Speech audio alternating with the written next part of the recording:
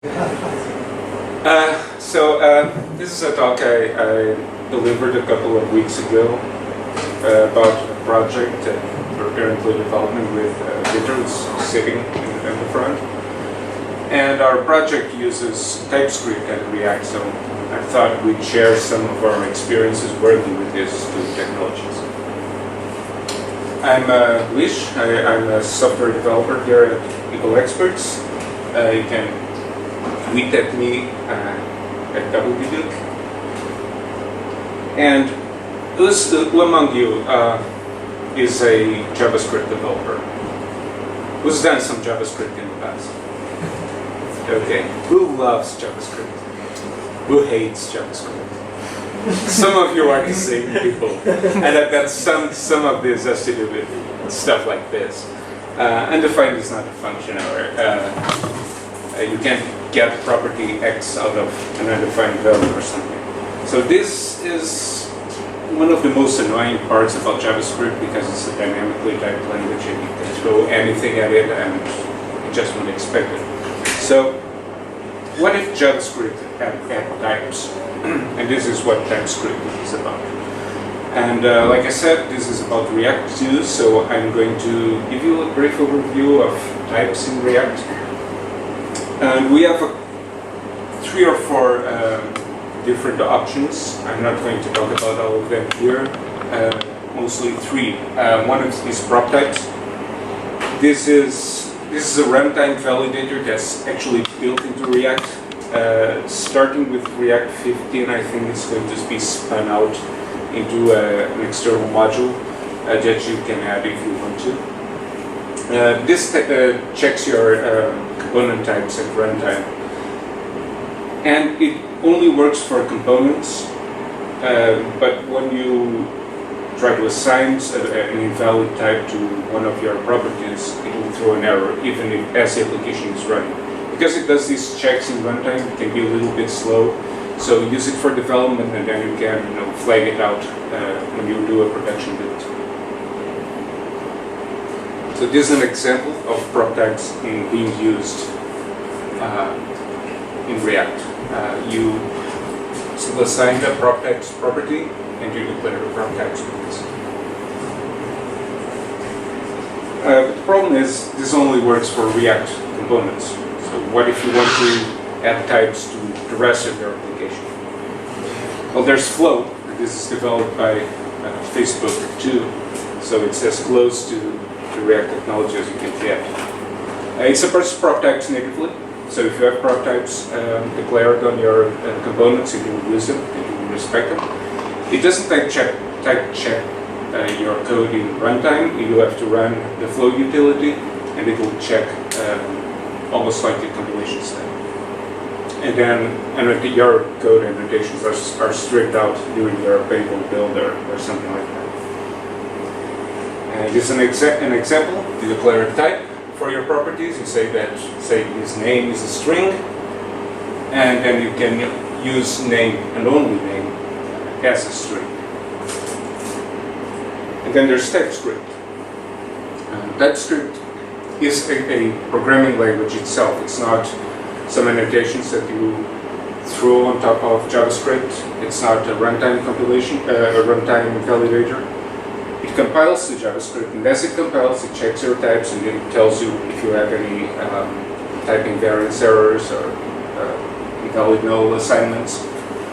And as you compile them, you'll get some errors. It's a superset of ECMAScript. Sorry.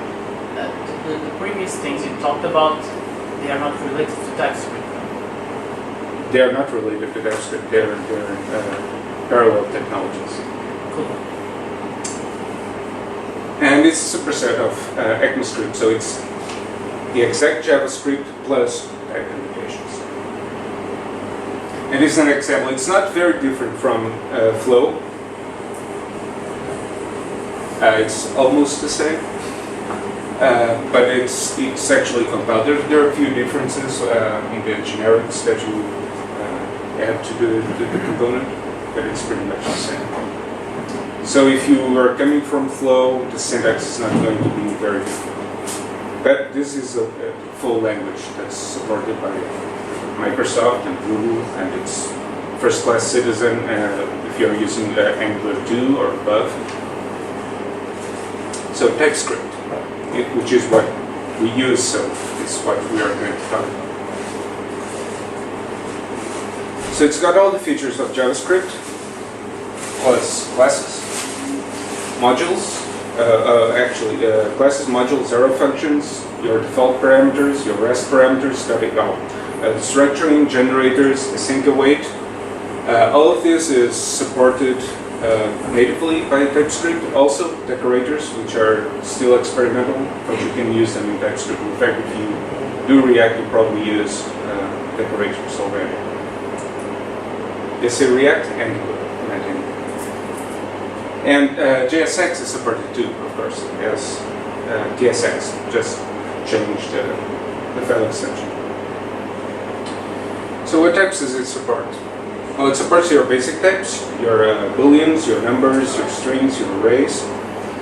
It also supports all the null types, void and null and undefined. There's a special never type that you can give to the return of a function so that you can tell the compiler this function never returns.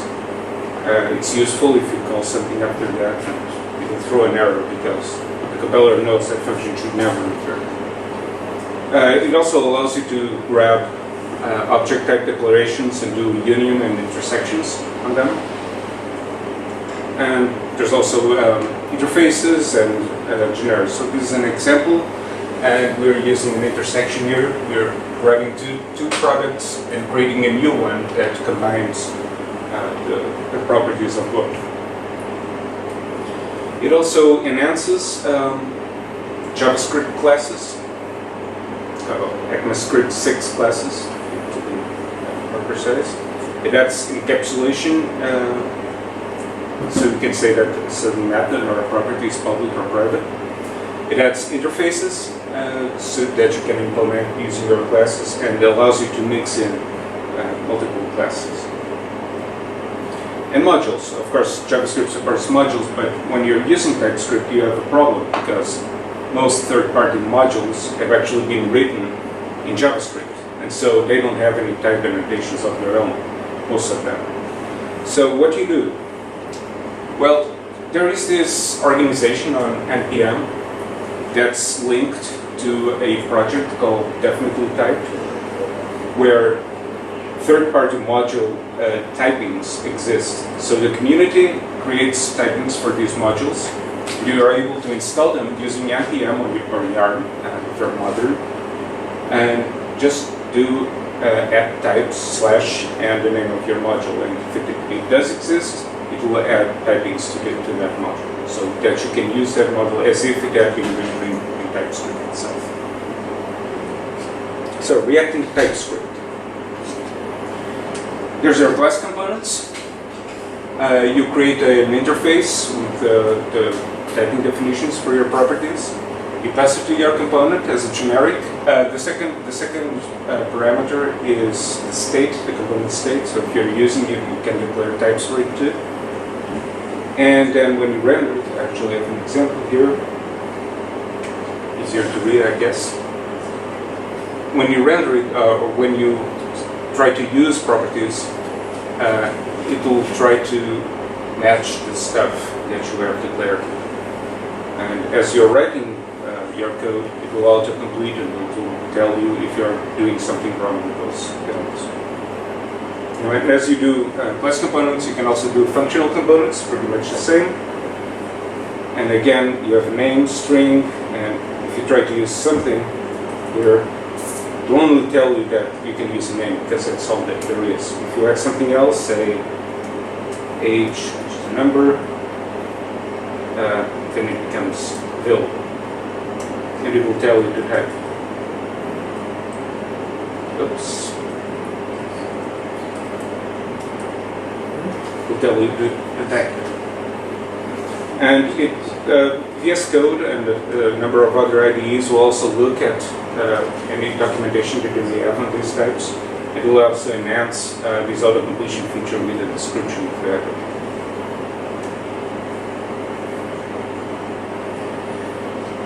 it's pretty much it for React itself.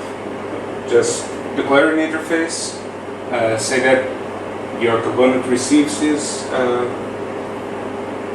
properties adhering to this interface, and you're set. You can also use TypeScript for other React-related stuff too, and one of these is React sections. It's a little bit longish, but I'll try to explain it to you.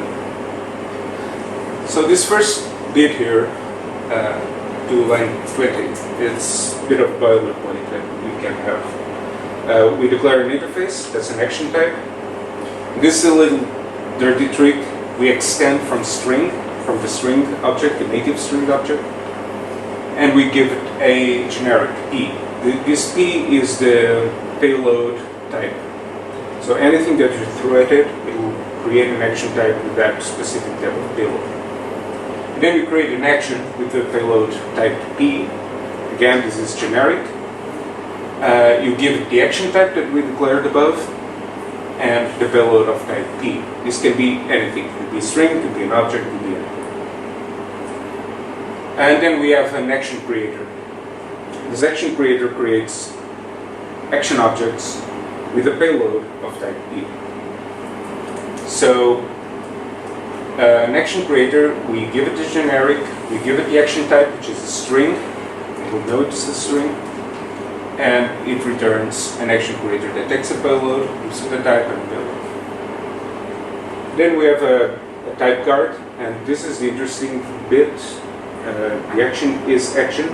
This is a TypeScript feature that allows you, if you put this in an if, it will know that anything inside that if is of that type, adheres to this action P type. So this is boilerplate. You just copy it and you use it. So how do you use it? So say you want to create a new action. You create an action type greet. You give it the type, action type, and you say that the payload is a name, is an object with a name that's a string, and you give it a string of greet. And then you create a new action. And this is a function that's returned by your action creator. And when you're dispatching your action, you call it greet with your payload, your desired payload, and it will actually respect the type that you separate. So if you have nothing here, you're just coding. You know that name is the only thing available, and if you try to give it a number, it's an error. If you try to give it a boolean, it's an error. You have to give it a string. Also, this doesn't compile to, there's a compiler option that you can prevent nulls and stuff like that. So it will work like this, but you can also say null is not valid. It has to be a string.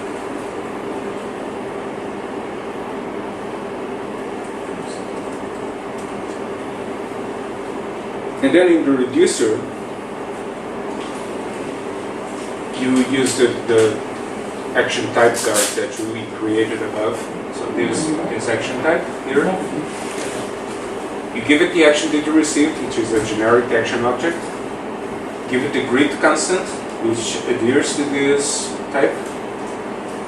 And when you're doing this, when you're manipulating the payload here, it knows what sort of action it is.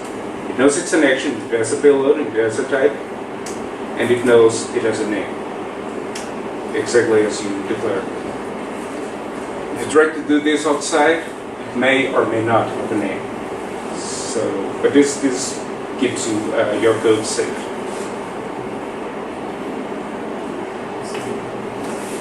You can also use TypeScript to create immutable redux states. So normally you probably use something like immutable JS or some trick using object freeze on your object state object. But you can use TypeScript's features to achieve the same result. So TypeScript supports these prefixes called read-only.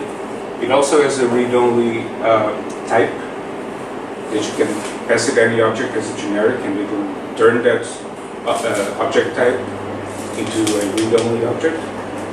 And there's also a special read-only array that you can apply instead of a regular array.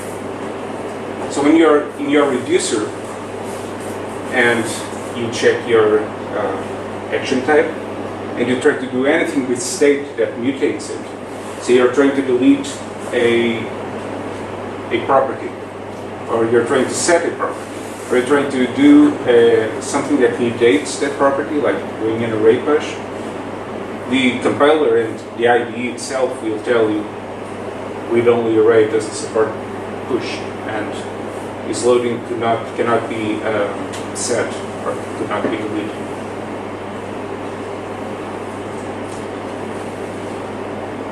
So how do you build TypeScript? So if you are using TypeScript on the client side, there's Webpack. And there's a TypeScript loader, there's a more or less official TypeScript loader, and there's something called an awesome TypeScript loader. It's an alternative implementation. It's better because it adds compiler cache, and it does the compiling and the type checking in parallel, so they're not going to hold you up as you're trying to, say you're doing a hot module replacement, you will compile the code and reload the module and not block you in any way as it's doing its type checking. Also, it integrates Babel, so if you require Babel for some reason, and there is a reason why you may still need Babel, it will do it out of the box. And if you're on the server, you can just compile your TypeScript code into plain old JavaScript using the official TSC, the TS compiler utility. You can also use TS node and require the TS node /register module to load TypeScript modules dynamically in the node environment. So note on Babel, you still need Babel if you're using generators. So if you're using something like Redux Saga, which requires generators, you're going to need Babel. Until official first class generator support arrives in TypeScript 2.3, it should be next month. It's also, if you're using TypeScript Beta, it should be available already. So I mentioned earlier that TypeScript is a superset of JavaScript. And this means that you can grab a JavaScript file, a plain old JavaScript file, and compile it as TypeScript.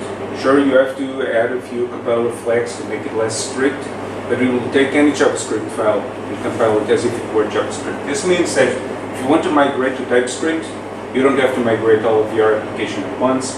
You can just migrate it. You don't even have to migrate a single file at once, or a single function at once. You can just change a line and it still compiles as TypeScript. So add a few annotations and do it as an ongoing process, and you'll still be able to migrate your application to TypeScript. Just change the file extension and you're good to go. It's probably helpful if you're really going to use types to make sure that all the third-party models that you're using have typings and they're supported by definitely type. So when you install those app types /module modules, it helps to see if everything is already provided. There are also a few semi-automated tools that recognize patterns in your code and allow you to take some structures and automatically add typings to them, resharper by JetBrains, which are the same developers that do IntelliJ. I'm sure they have a plugin for that too. Is able to do this sort of conversion from JavaScript to TypeScript. And as you're nearing completion of your migration work, it helps to turn on strict compiler settings to ensure that you are not missing any types and that all of your type annotations are set. So what we recommend from our experience working with TypeScript and React. there's a compiler option called no implicit any. And no implicit any means that when TypeScript can't guess what type a certain structure is, a certain return is, it'll give it the any type. And the any type means, well, anything goes, and you can use it as if it were plain old JavaScript. But this kind of defeats the purpose of using the type checker, because you're just cheating on it, right?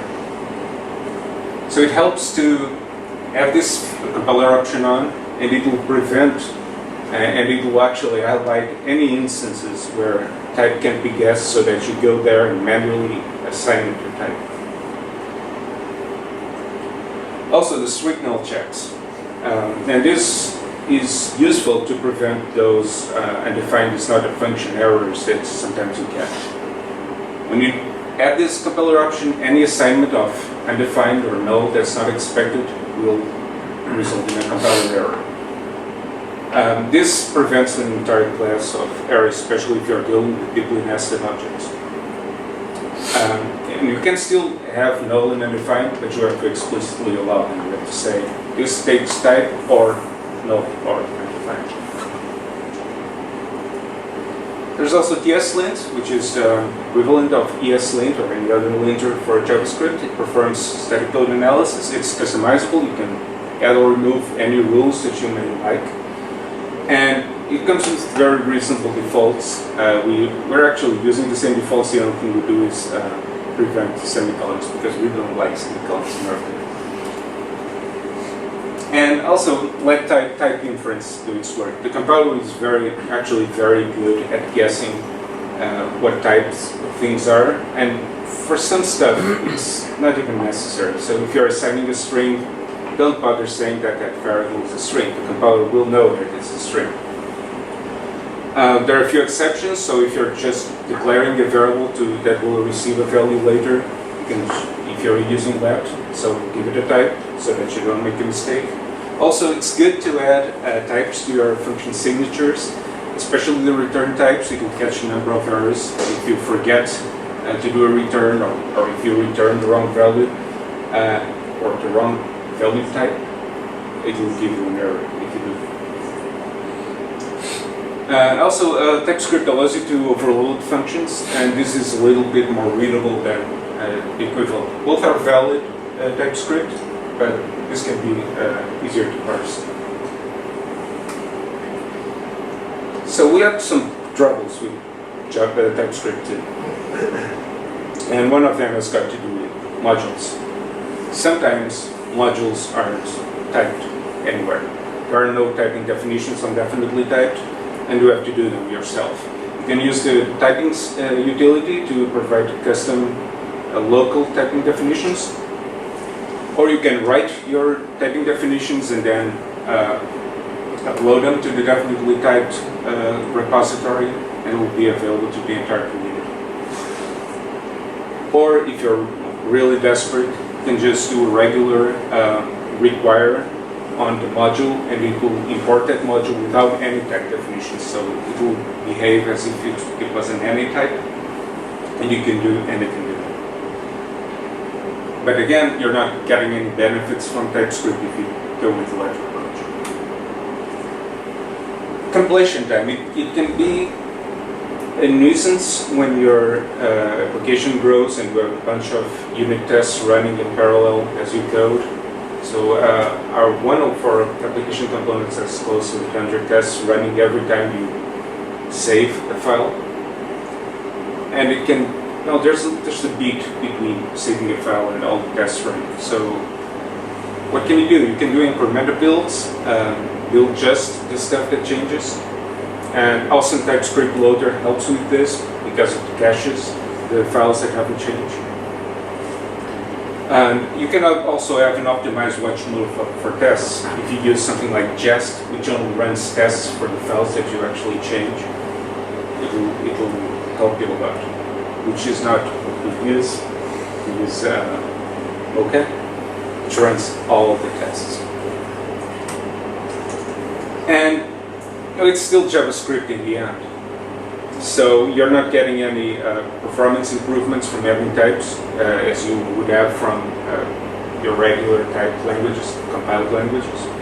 And also, it doesn't do any type checks on runtime. If you get an invalid object coming down from some API or something, or the user inputs something that's not valid, you still have to go and check the TypeScript for those things. So, to recap, why bother with all of this? Types let you catch common errors, type invariants and null assignments that you're not expecting that will crash your application in production. You can actually catch them in compilation or in the IDE itself, if the IDE supports all these features there, some VS Code or Atom if you have the right plugins installed. Also, you don't have to write unit tests wherever a type assertion will do, so you don't have to write tests for type check. Function signatures also act like documentation for your code, and as you're calling your function, you know exactly what arguments to pass it, you know exactly what that function will return, and it will prevent you from doing any mistakes. And also, you get auto-completion whenever you're using from an IDE that supports TypeScript. And that's pretty much it. Any questions? Can I mix jQuery with Sure. TypeScript for doing the Ajax-based operations, or? You can use jQuery. There's a typing definition for jQuery, so you will be able to use jQuery as if it were written itself in TypeScript. I don't have TypeScript. I don't have functions to do the Ajax-based operations. TypeScript doesn't provide that. The modules that you use do. But if some Ajax-based operations are provided currently. Some browsers will support, say, the Fetch API. The Fetch API does those requests, and there's a TypeScript definition for that API. So if you use Fetch, if your browser supports Fetch, you're able to do that. If you have to rely on jQuery for Ajax, there's a typing definition for jQuery too, and you're able to use it. But this is not a feature that's provided by the language. TypeScript adds types to JavaScript, but it doesn't add any extra functional code or any other functions or classes or anything. Are there still cases where JavaScript must be used instead of TypeScript? Well, the browser has to use JavaScript always. So that's why you compile TypeScript into JavaScript as a step in your workflow. But in order to write, it's always better to use TypeScript. It depends on who you ask, but our opinion is yes, TypeScript is much preferable. In fact, there was a recent post by the engineering team at Slack. They recently rewrote their application from JavaScript to TypeScript, the Slack application, and they found a bunch of bugs and errors in their application just from adding types to it. And they're very much pleased with the extra help that they get on the IDE itself. Starting with an easy one, going back to that TS node, do you recommend using that on production or transpiling the code? I recommend that you compile the code first and then load the JS code. It's mostly a matter of, actually it's a matter of performance, but also we recently had a few issues with TS node that it behaved inconsistently with what you would expect from a regularly compiled TypeScript code. But it's very helpful for your development process. You don't have to build anything. You just add the TS node register to your code, and if you have something like NodeMon or something, you reload your server. You're good to go. And it's also easier if you're during your tests to run your tests. Instead of transpiling all your application code to JavaScript, you can use TS node just to run the tests. You got it as a required to Mocha or something. Yeah. If you're running. Second question.